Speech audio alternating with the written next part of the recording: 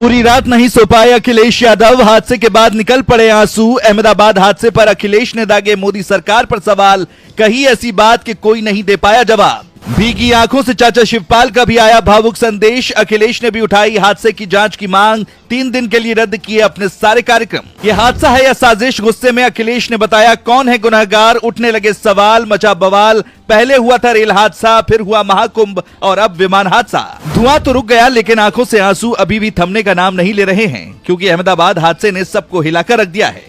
हर किसी की आंखें नम हैं, क्योंकि इस हादसे में 1-2 नहीं बल्कि 265 लोगों की मौत हो गई। मंजर इतना भयावह है कि हर किसी का दिल दहल गया। अखिलेश और शिवपाल ने ऐसी बात बोली है जिसने सरकार को सवालों के घेरे में ला दिया है। इसके पीछे की वजह भी है, क्योंकि इस हादसे ने ढेरों सवाल खड़े कर दिए हैं। क्या सवाल खड़े हो रहे हैं उसके बारे में हम आपको आगे बताएंगे, लेकिन उससे पहले आपको बता दें कि इस हादसे से अखिलेश को गहरा झटका लगा है। उन्होंने 3 दिनों तक अपने सारे कार्यक्रम रद्द कर दिए हैं। इसके साथ ही उन्होंने सरकार पर सवाल दागे हैं और इस हादसे की जांच की मांग की है। अखिलेश ने पोस्ट करते हुए लिखा है, अहमदाबाद प्लेन क्रैश की दुर्घटना का तुरंत स्पष्टीकरण आए जिससे आशंकाओं का समाधान हो सके।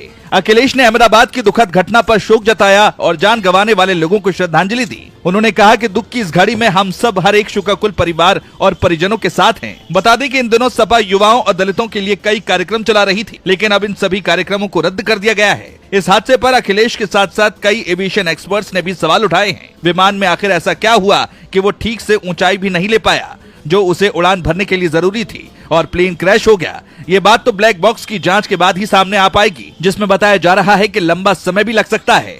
वहीं माना जा रहा है कि हो सकता है कि कॉन्फ़िगरेशन एरर भी हुआ हो। इसे आप ऐसे समझे कि अगर टेक ऑफ के समय कॉन्फ़िगरेशन एरर हो जाए तो इसका सीधा मतलब है कि विमान की उन सेटिंग्स में गलती हुई जो उसे सही ढंग से उड़ान भरने से रोक देती है। इसीलिए इस लापरवाही पर सवाल तो उठेंगे ही उठेंगे। अब सवाल तो कई हैं। सरकार इसे हादसा बता रही है, लेकिन अहमदाबाद प्लेन क्रैश साजिश की ओर भी इशारा कर रहा है, क्योंकि बोइंग 787 ड्रीमलाइनर एक आधुनिक एयरक्राफ्ट है।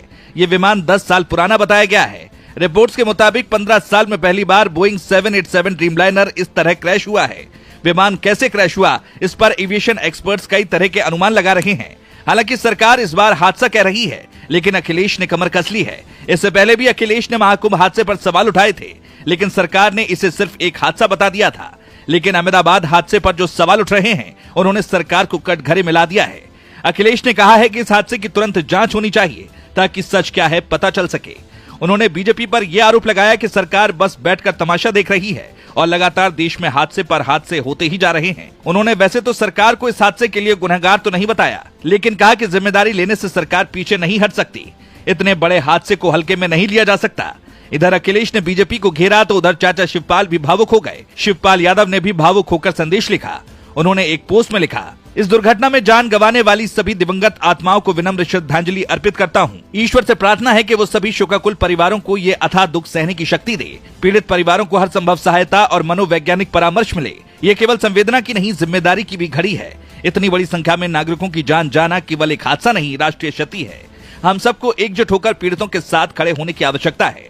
अब फिलहाल इस हादसे की जांच जारी है, लेकिन यह हादसा है या साजिश, इसका खुलासा कब होगा ये देखने वाली बात होगी।